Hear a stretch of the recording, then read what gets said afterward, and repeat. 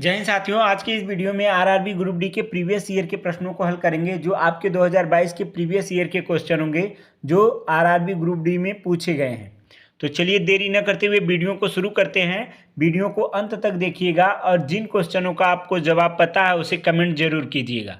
पहला क्वेश्चन है आपका कि पौधे अपने अवशिष्ट उत्पादों को किन विभिन्न भागों में संग्रहित करते हैं। तो पौधे अपने अपशिष्ट उत्पादों को किन विभिन्न भागों में संग्रहित करते हैं। तो पौधे अपने अपशिष्ट उत्पादों को पत्तियों में, रसधानियों में और पुराने जाइलम में संग्रहित करते हैं। आपका सही ऑप्शन हो जाएगा ऑप्शन नंबर डी। बढ़ते अगले प्रश्न की तरफ। तो अगला प्रश्न है कि ईस्ट इंडिया कंपनी, जो हमारा अगला प्रश्न है वह है कि ईस्ट इंडिया कंपनी अधिनियम 1813 को और किस नाम से इसे जाना जाता है। तो ईस्ट इंडिया कंपनी अधिनियम 1813 को और किस नाम से जाना जाता है। तो इसे चार्टर अधिनियम के भी नाम से जाना जाता है। तो आपका सही जवाब हो जाएगा ऑप्शन नंबर ए। कमेंट जरूर कीजिएगा जिन क्वेश्चनों को आपको आंसर पता है साथियों। और यदि वीडियो आपको पसंद आए तो एक लाइक जरूर कीजिएगा और चैनल पे यदि आप नए हैं तो चैनल को सब्सक्राइब भी जरूर कीजिएगा। अगला प्रश्न है कि भारतीय संविधान के अनुच्छेद 53 के अनुसार संघ की सभी कार्यकारी शक्तियां किसमें निहित होती है। तो अनुच्छेद 53 के अनुसार संघ की सभी कार्यकारी जो शक्तियां हैं किसमें निहित होती हैं। तो राष्ट्रपति में निहित होती हैं। आपका सही जवाब हो जाएगा ऑप्शन नंबर ए।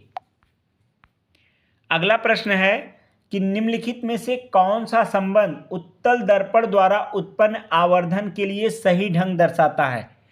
इनमें से कौन सा संबंध ऐसा है जो उत्तल दर्पण द्वारा उत्पन्न आवर्धन का सही ढंग दर्शाता है।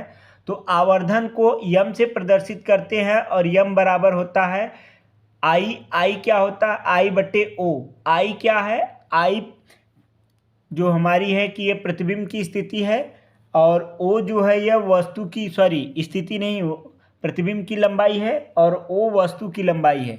और इसके बराबर में होता है क्या, प्रतिबिंब की स्थिति बटे वस्तु की स्थिति।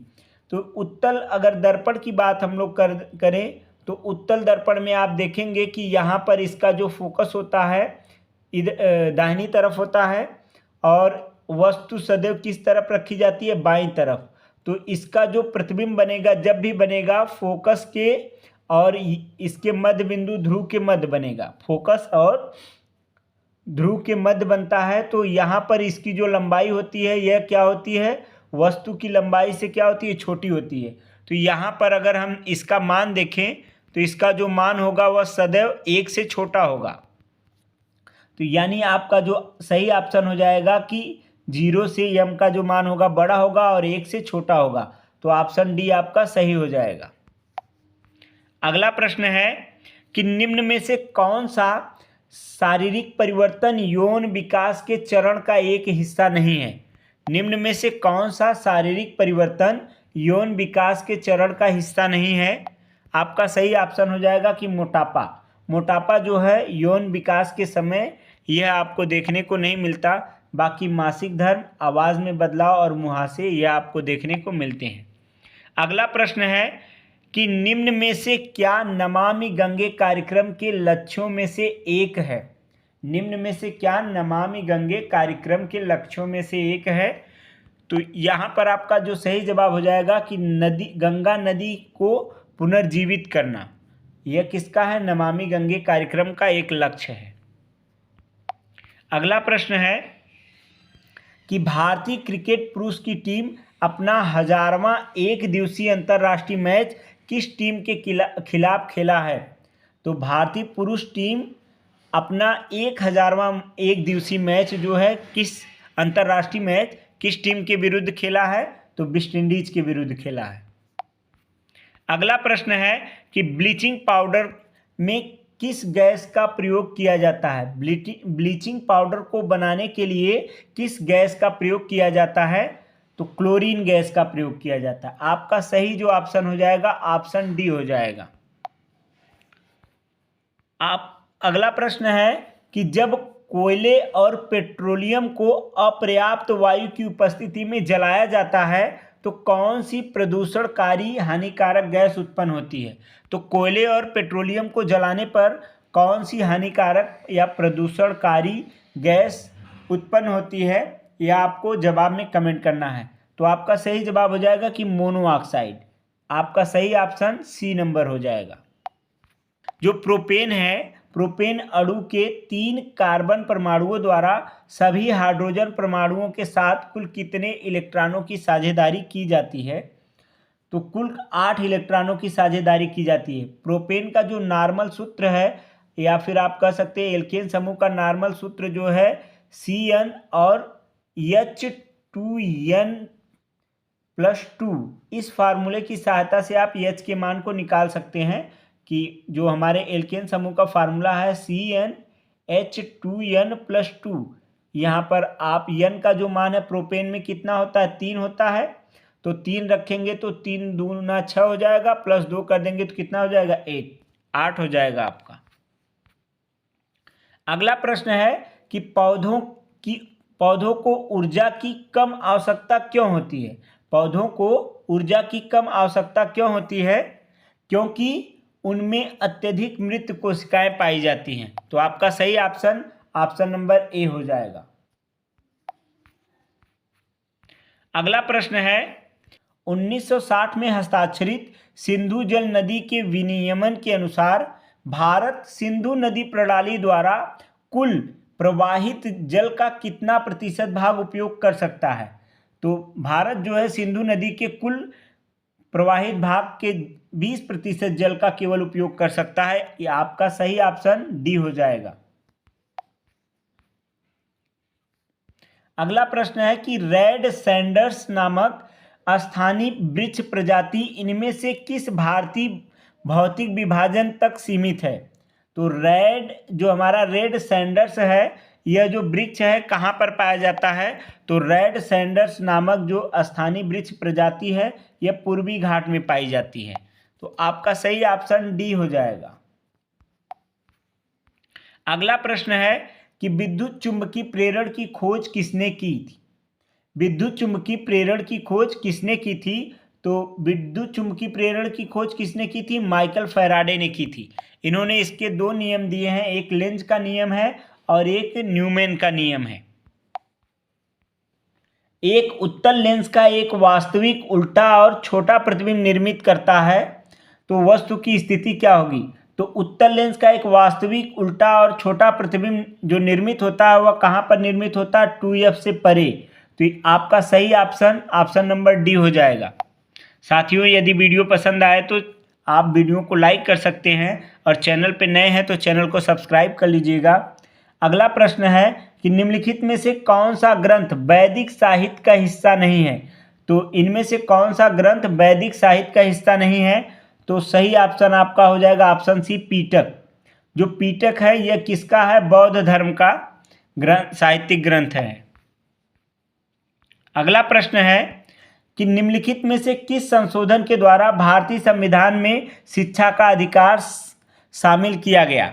तो किस संशोधन के द्वारा भारतीय संविधान में शिक्षा का अधिकार शामिल किया गया? तो 86वां जो संविधान संशोधन था उसके द्वारा। आपका सही ऑप्शन डी हो जाएगा।